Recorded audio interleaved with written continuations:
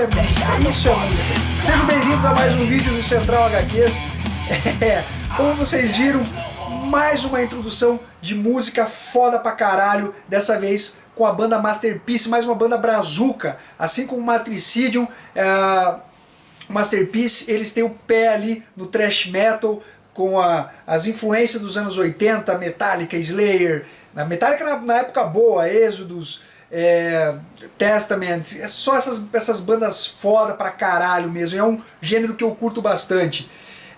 A banda ela foi formada em 98, ela alcançou uma projeção internacional aí em 2007 com o álbum Heirs of Freedom. Um inscrito do canal aí indicou a banda e o Regison, ele entrou em contato comigo, ele é um dos membros da banda. Cara, curti pra caralho o som deles, ele me mandou o link com o álbum. Eu vou deixar na descrição aí pra galera, pra quem curte o heavy metal mesmo, quem é saudosista com esse material de qualidade de metal, porque hoje em dia essas bandas novas aí, com aquele Avenged Sevenfold, puta que eu pariu, uma banda de bosta, e essa aqui é uma banda foda, a gente tem que valorizar o metal foda. Eu adoro metal, vou em shows e tudo, então fica a dica pra vocês aí. A banda que é composta pelo Denison Silva na voz na guitarra, o Regison Silva na guitarra e no backing vocal, o Pedro Bianchi no baixo e no backing vocal e o Thiago Chiarelli na bateria e no backing vocal. Então dá uma olhada na descrição ali que vocês vão ter mais informações sobre a banda. Então galera, é isso, eu vou tirar meu óculos, já fiz a minha pose aqui literalmente de poser, de metal, e vamos falar aqui de alguns materiais de lançamentos. Por que eu vou falar desse material aqui, do X-Men Gênesis Mutante volume 2? Como vocês viram naquele primeiro vídeo que eu fiz lá atrás, eu comentei esse material e fiz algumas restrições em relação a ele. Por quê? Porque a Panini simplesmente resolveu publicar somente materiais em que o Jim Lee desenhou. E isso causou um problema muito grande, porque há alguns saltos na história. A edição, sei lá, 230 pula para 240, aquele vão de 10 edições e não há no mínimo um texto, um trabalho editorial porco explicando o que aconteceu nessas edições que intercalam uma história e outra. Um trabalho editorial muito mal feito. Em compensação, nesse segundo encadernado aqui, que reúne as edições do Uncanny X-Men 276, 277 e do X-Men Classic X-Men 39 e X-Men 1 a 7.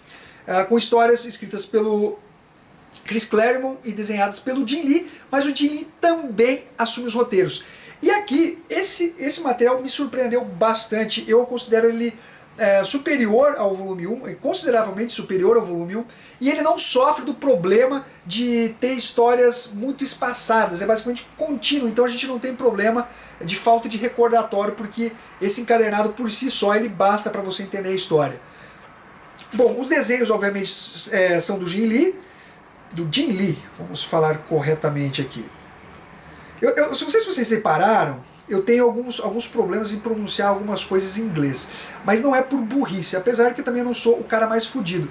Mas o problema é que quando você começa a colecionar lá nos anos 90, a gente não tinha esse acesso à internet que a gente tem hoje, e acesso à internet e saber a pronúncia correta. Imagina você lá nos anos 90, você catava um gibizinho, lia lá Bruce Banner, e era Banner, e sempre ficou aquele negócio do Bruce Banner. Eu não falava X-Men, eu sempre falei X-Men. Então, depois disso, até você conseguir se corrigir, tirar esses vícios de linguagem que você tem, no caso do inglês, você acaba falando muita besteira. Então, me perdoem aí alguns bolas fora com relação a nome de roteirista, ao nome de alguns personagens, porque fica muito incrustado aquela coisa dos anos 90, que eu tinha 12, 13 anos, nos anos 90 ali, e lia as histórias e tinha pronúncia aportuguesada dos nomes dos personagens, nome dos autores e tudo mais. Então acaba rolando às vezes uns bola foras assim. Com relação à arte, eu gosto bastante da arte do Jim Lee. Aqui trata basicamente de um confronto dos X-Men contra o Magneto. É uma história que vai constar do Magneto que está sofrendo uma fraqueza, que vocês têm que ler na história.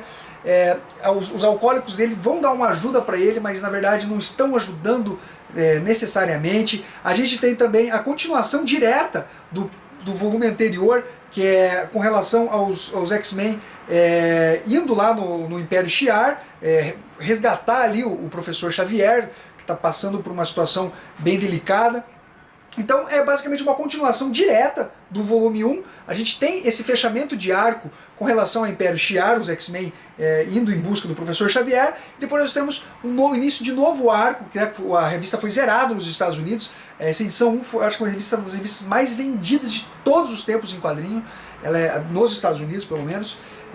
Teve, eu acho que, 7, 8 capas. E daí o pessoal queria comprar a mesma edição com várias capas diferentes para fazer um mercado especulativo.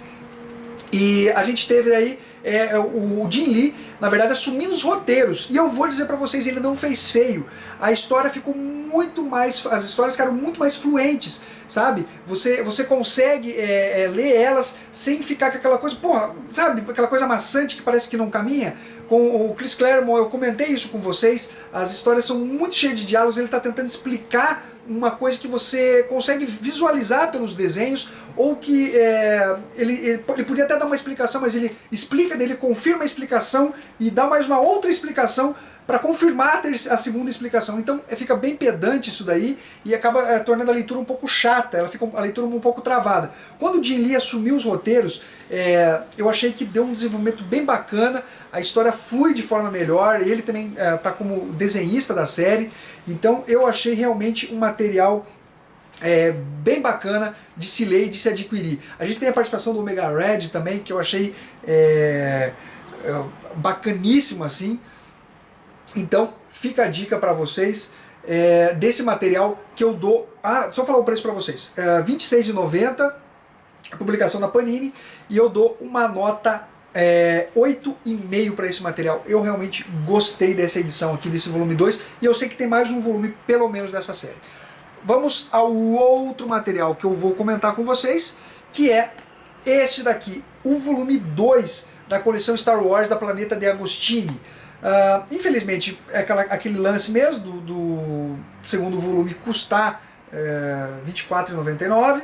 É uma putaria, tinha que ver o que dá pra fazer com relação a isso. Eu até tô pensando aí o que eu posso fazer com relação a lá receber um preço, lá em Mato Grosso do Sul ser um preço, aqui ser outro, sendo que se trata do mesmo material. Eu acho que dá pra tomar alguma providência. Mas enfim, o problema não é esse aqui. Eu vou falar desse encadernado aqui. Como eu falei no primeiro volume, ele engloba o próprio filme, é praticamente uma adaptação do filme para os quadrinhos, em algumas edições. E depois a gente tem uma licença poética ali do Roy Thomas em criar histórias envolvendo Han Solo, Luke Skywalker, e tentando desenvolver eles ali em tramas, vamos dizer assim, para preencher um vácuo, um suposto vácuo que o filme tenha deixado. Esse volume 2 faz basicamente a mesma coisa, só que aqui a gente não tem nenhuma adaptação com relação ao filme. Então esse material aqui, vamos dizer assim, se você já viu os filmes, mesmo assim você vai olhar isso aqui e você vai ver que são materiais inéditos, vamos dizer, não é uma adaptação do filme. Então são materiais aqui que o Ark Goodwin,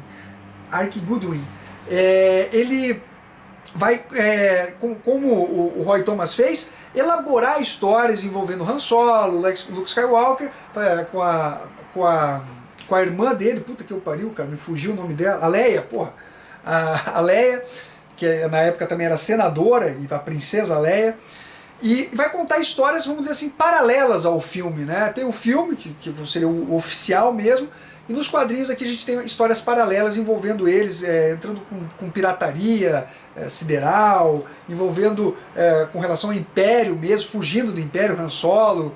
E, cara, são tramas legais. Eu preferi até escritos pelo Ark Goodwin do que necessariamente escritos pelo Roy Thomas. Eu achei que fluiu melhor esse encadernado. O volume 3 eu já comprei, mas ainda não li, então não sei, eu não vou poder falar pra vocês se também há uma adaptação do filme para os quadrinhos. Então, galera, é basicamente isso aqui. Eu espero que vocês tenham curtido esse vídeo. Comentem, compartilhem e um abraço para todo mundo.